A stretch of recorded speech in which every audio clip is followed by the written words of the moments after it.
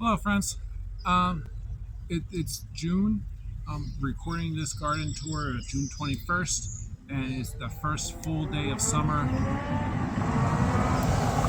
And the garden has been hit with like 90-degree weather for the past like week and a half, something like that. And yeah, summer's been here. Just wanted to let you know what you're about to watch is stuff that was recorded early in the day when it was still kind of cool out, and I took some photographs when the sun was nicer. Uh, Happy summer. Enjoy.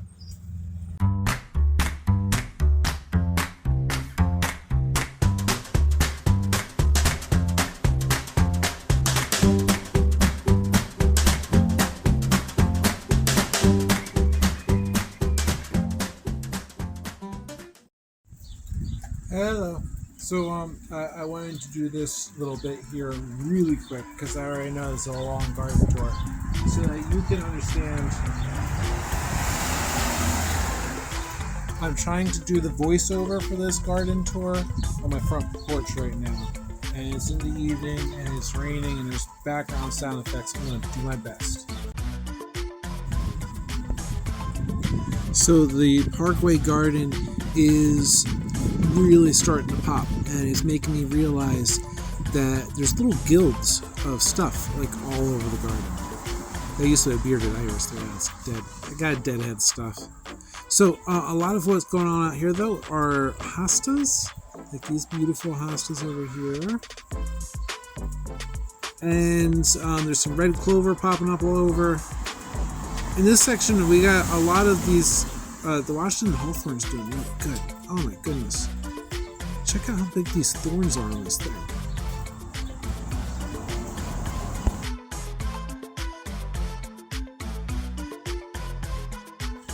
So I tried really hard to grow beautiful Maximilian sunflowers out here. I think last year before.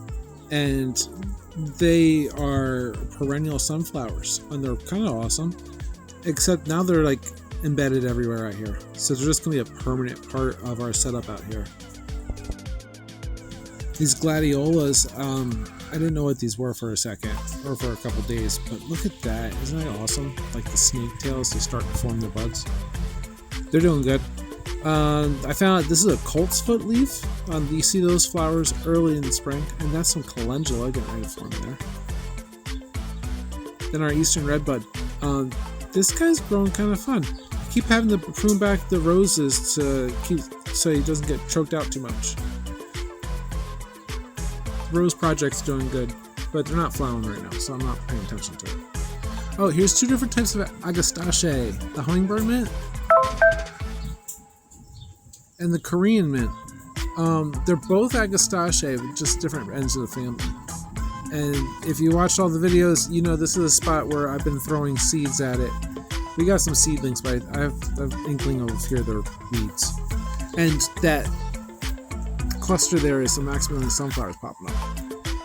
This here is El Natural. It's on a evening primrose, like kind of waxy feeling leaves. They're fun.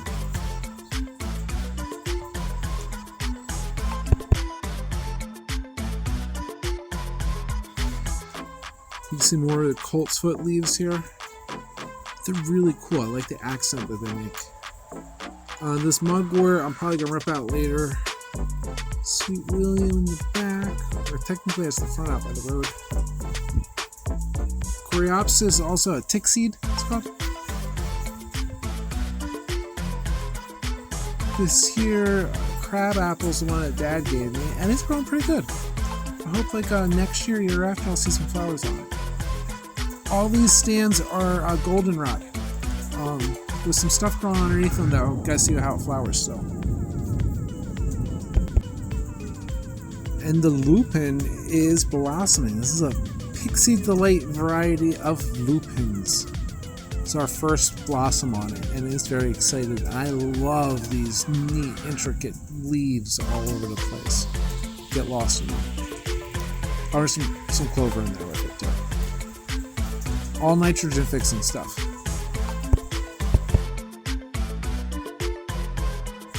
Feverfew. Just another beautiful wildflower popped up. There's some more over here.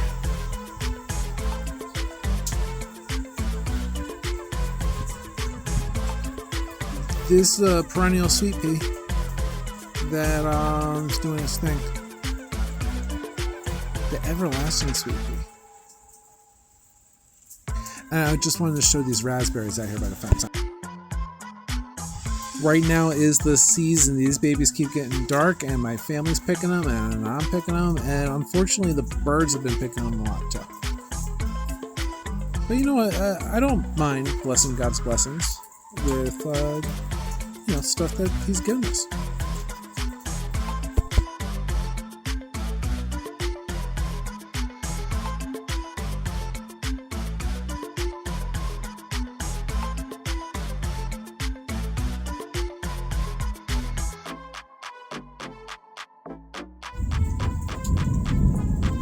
Japanese painted ferns.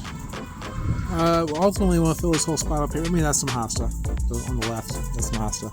And these bleeding hearts. They are so wonderful. Thank you, Judy, for the bleeding hearts. Thank you before. And I was surprised that random foxglove just popped up in the middle of everything. And the red leaves are coleus. They're in a flower pot in the middle. That has been doing exactly what we wanted to do. Little coleus on this side of the fence, and on that side of the fence you can see how the everlasting peas are just triumphing up and down the fence, with the lemon balm jungle finally settled nicely in this area. It's growing so beautifully, and you run your hand across it and it just like a plume of lemoniness goes up. There's some bee balm in the back. Where is it? Right in here. Some strands of bee balm. I don't remember if it's a spotted bee balm or it's a red bee balm or wild bee balm. It is bee balm. And right here is some wild yarrow. It just popped itself up in front of my garden. So I let it, and we're treating it nice. Little clusters of fun stuff here. Recently bought a horseradish root, and I threw it in this pot. That's the horseradish there, and I put the tomato in there to kind of keep it company. And maybe we'll get some good tomatoes, The spearmint is kind of keeping an eye on the flowers in the cage. Flowers in the cage are just pretty. That's what they do. Some yellow wood sorrel there, and these leaves here. This is the perennial sea kale. It is doing good. This is third year of the perennial sea kale. Sadly, I only planted one plant. So, fuchsia, and they call it moss rose. It's portulaca. This particular one they call moss rose. Some orange echinacea. Some purple kale, some gnomes, and weed people, some mint flying around there, going around there, mixing with some clover, raspberries. This here is a Jerusalem artichoke. Those things. Beautiful stand of the raspberries. So that's the other side of the fence that we were looking at before. So something here I can eat.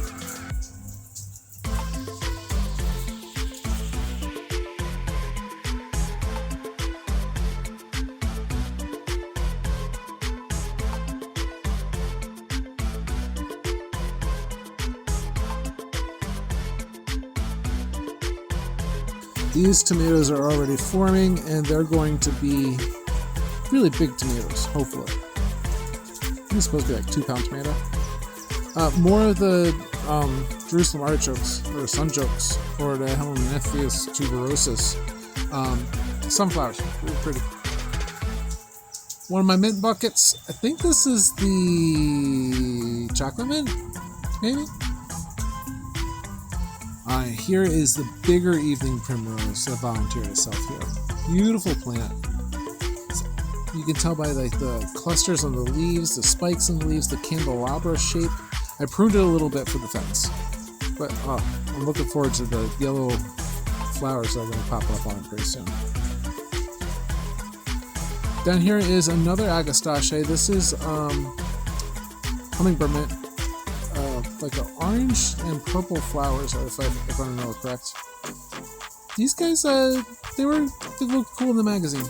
I ordered these, said they flower in a little bit. And the roses, I'm gonna have to prune this back and keep shape. The roses are alive, and we celebrate this. And all this stuff down here is a mess. I mean, I gotta do some major weeding down here. There's stuff that I like to let grow, but this is not it. We started this garden 2 years ago, and I sowed the seeds for this hyssop, and now finally I'm seeing blossoms for the first time, and they're pretty sweet. The bee balm in the back is gonna have these like pastel pinky purple palms. You can see where the buds are starting to form a little bit. Has a oregano type flavor. Look at that bug.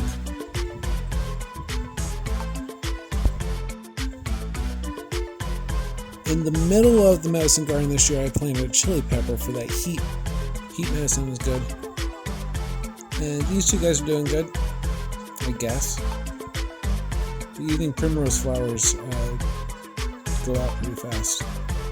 There's the tray of peppers there too, but yeah, move that around. Don't have a permanent home for that or haven't figured out where to plant there. Bucket of potatoes. Some random weed. What's this? This is a volunteer blue vervain. I did a bunch of reading about them. And I had to identify this. I'm kind of excited. Just that it's there. It's cool looking. Alright. Oregano patch. There's that bucket of potatoes. There's a lot of red clover hanging out around there. I see all those little pink pom-poms. There was a weed. I think I just pulled that out. Yeah, so there's some plantain stuff between red clover and these big, beautiful leaves. This is moreland. I'm not sure of the specific variety. My estimate is that these spikes are about 7 and 8 foot tall.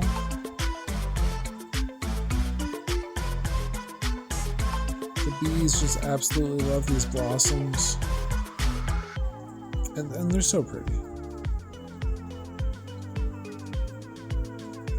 Some flowers off of some mustard that went to seed. It bolted. Some flies, I like that. Oh no, it's not flies, it's a tiny bee. Some more bee balm. Should be some cool looking flowers in this bee balm. Some strawberries and clover and stuff all around the base there. The first of the snowbird snow peas, they are all over the place. I planted a lot of them, and they're good. Good eating. I've never really grown spinach before, and this just looks awesome to me. Like, it really gets me into that, like, this is why I garden. These are cool. Some sage planted in here. Just kind of to save a branch. Pretty pink flowers off of the lady slipper radishes that are deep down below here. Some chives in the corner. All of this is, the peas are the best thing going on. And they're all over the place. But I'm always snacking on them as I'm going through the garden too. Gabby's all snacking on those chives. Right here we got some echinacea. Purple echinacea and some white yarrow. Right tight next to each other with some hascup in the back there. And see this thing? This is a Swiss chard. In the second year of the Swiss chard that was planted here. Those are like flowers and seeds. Here's a hascup. Tomato, cucumber, and looks like oxalis is growing around there.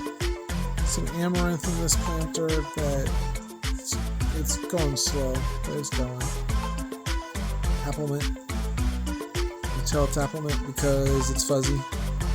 And it's not really a strong smelling. You have to break the leaves, get those essential oils up. This is a pea cage. This is like I'm testing out, like supporting them up with these sticks. We'll document that and check that out. I'm hiding my catnip in the middle here.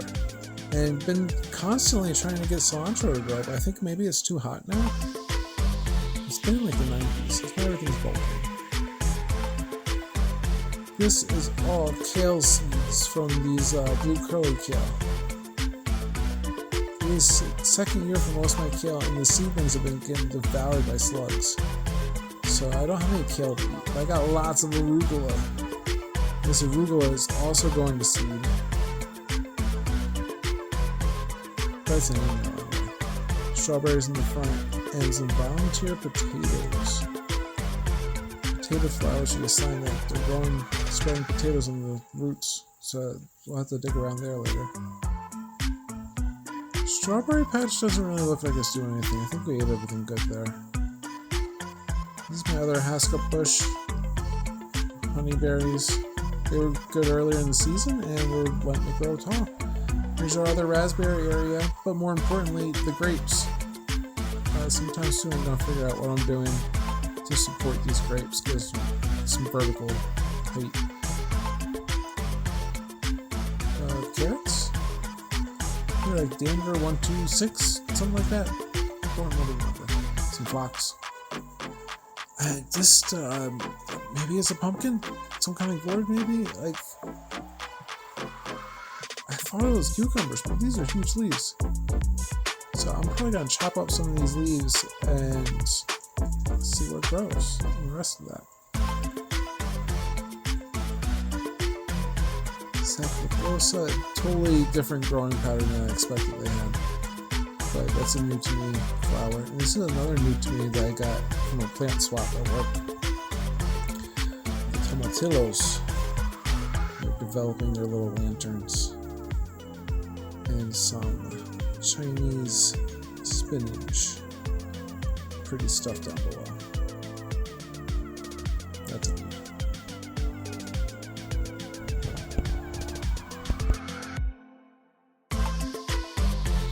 This is our main supplying blueberry bush. All those blueberries are going to be ready pretty soon. Not a lot, but we got room for another one somewhere. This is a fun little build down in the oasis. The morning glories are the important thing. They are trailing upward. Likewise over here, there's some morning glories and nasturtiums. Some mustard. Snapdragons. Cute little oriental lantern. Snapdragons.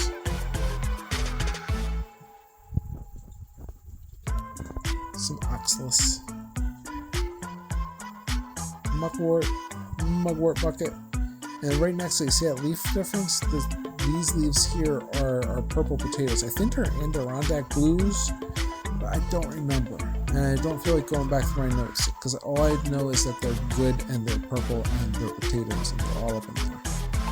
This is my little experiment spot in the oasis. Always something dying.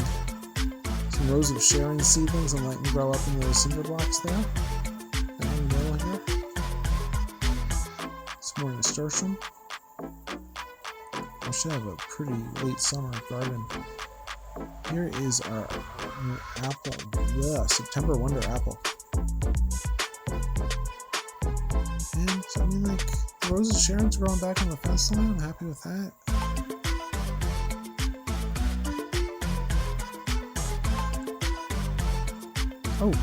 Check this out. These our beans. I don't know how I missed it earlier. I was paying too close attention to what I was doing. They are growing. I need to find some vertical growth for them too. Here are, I know these are cucumbers. These have to be cucumbers. Something else growing there. Mugwort. That's the mugwort patch that came in the house. Got all sorts of golden beets I sowed down there. Some peas.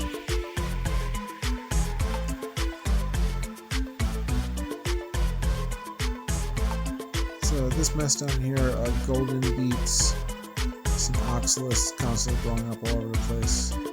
Calendula poking out here and there. Swiss chard on this side.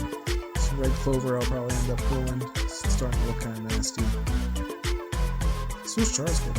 He's a good producer. Swiss chard here.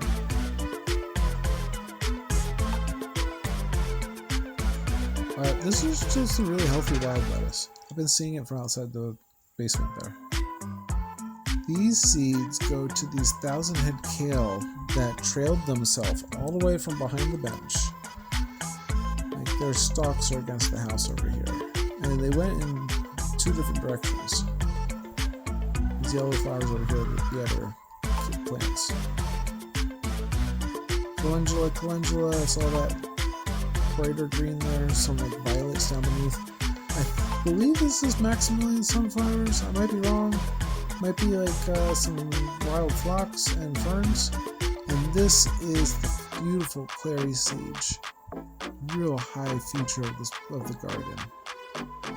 You can smell it from a mile away. And that was our garden tour. I hope you enjoyed yourself. Thanks for coming along. Be sure to like and subscribe. God bless you. God bless your garden. Take care of yourself. Peace out, Mr.